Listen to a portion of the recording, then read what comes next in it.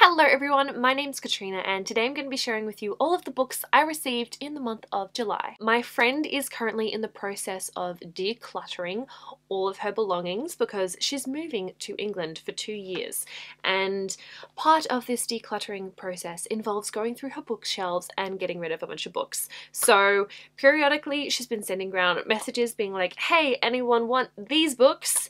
And more often than not I've said yes to at least one. So roughly half of this stack is re-gifted, repurposed, rehomed books, which is very, very exciting. I do have some other really exciting books to show you guys as well. So let's jump in, why don't we? Mem by Bethany C. Morrow. This is a science fiction novella. This is actually set in the 1920s. And in this book there is a procedure that exists, which means that people can extract memories. So they can have some of their memories removed. And in extracting a memory from a person, aka the source, they basically create a mirror image called a mem. It's a physical memory. It's like a vessel that hosts this memory and looks exactly like the source. I hope that made sense. But in mem we follow Dolores Extract number 1, aka Elsie, and she's actually the first mem to have a consciousness of her own. I have actually already read this book. I listened to it on audio.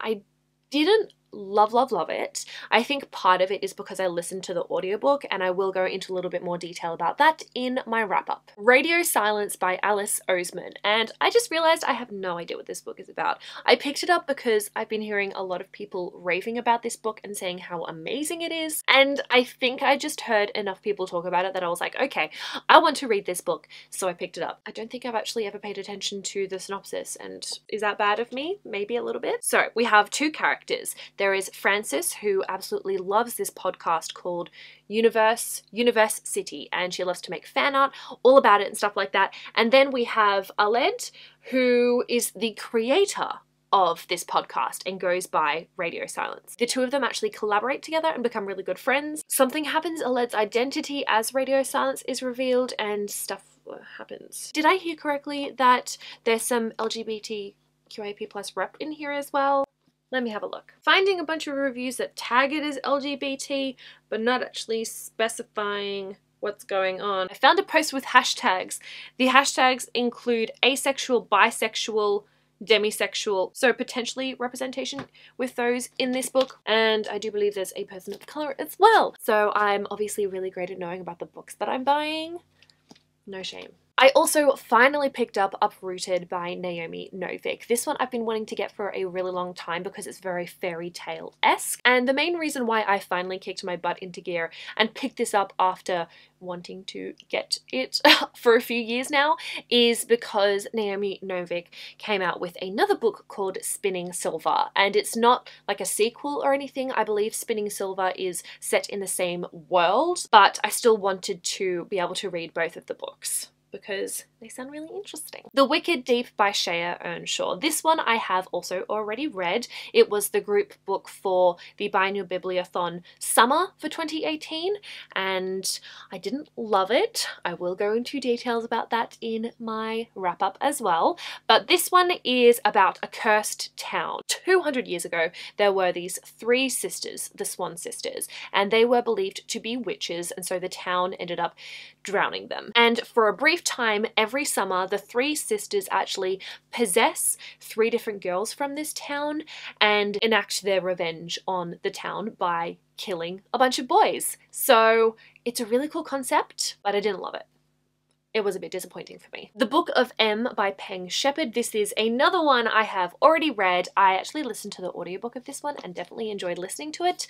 And of course we'll go into my thoughts in my wrap up for this, but I did end up enjoying this book. It's kind of a post-apocalyptic world. Basically the world went to shit. Essentially people started losing their shadows, and at first they were like, oh my gosh, what is this madness? This is so cool, and kind of praise them as gods almost. And then the people who had lost their shadows started to lose their memories. So people started losing their shadows more and more, and the world just kind of collapsed. 2 years or so after the first person lost their shadow, we have Ori and Max, who are hiding out in the wilderness, surviving, getting by, and one day Max loses her shadow. And rather than putting her husband through the pain of seeing her slowly lose her memories, Max decides to run run away, and then Ori, of course, runs after her. So it's kind of about what these two characters are experiencing on both of their journeys, and it was wild. It was wild.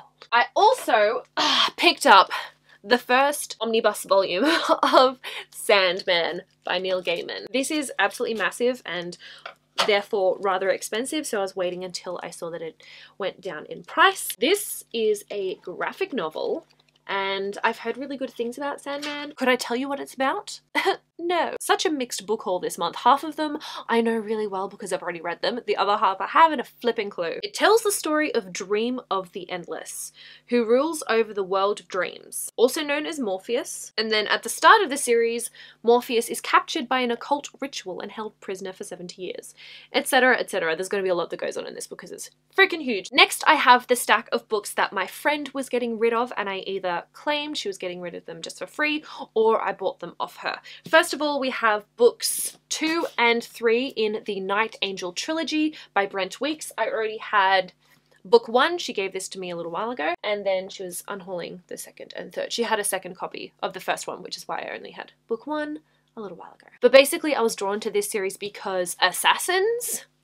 You guys know that I love stories about assassins, so that went straight onto my list. My friend was selling these 3 Disney villain stories by Serena Valentino. I've been eyeing these off for the longest time and just honestly keep forgetting to pick them up, so I was really happy to see that she was selling them because I was keen. So first off, we have Fairest of Them All, and we have Poor Unfortunate Soul, and The Beast Within. And these are such beautiful books as well, because when you get them naked, you have the villain's kind of alter ego on here as well. Oh, they're so pretty. I'm a huge Disney fan. I'm a sucker for beautiful books. So obviously, no surprise, these are going on my shelf. The Greek Myths Volume 2. I've seen these many times in a bunch of used bookstores, and I've always been really tempted to get them, but I just never go around to picking them up. But obviously my friend was giving it away for free, so I've grabbed Volume 2, and then I can always go and pick up Volume 1 from a used bookstore. Okay, so this next one I'm very excited about. It's a book I've been eagerly anticipating, and that is What If It's Us by Becky Albertalli and Adam Silvera. Ooh, yes.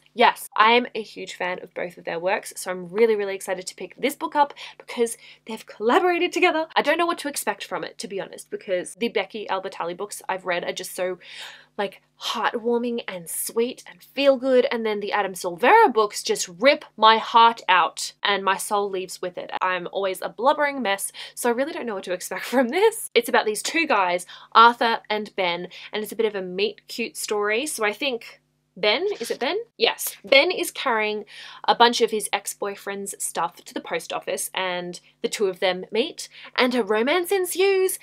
Give it to me. I'm ready. I've also got a handful of books that were sent to me by the publishers. This first one was sent unsolicited from Pantera Press. It is I Had Such Friends by Meg Gatland Finesse. There's a guy named Charlie Parker who dies, and I think this is about the aftermath of this kid's death.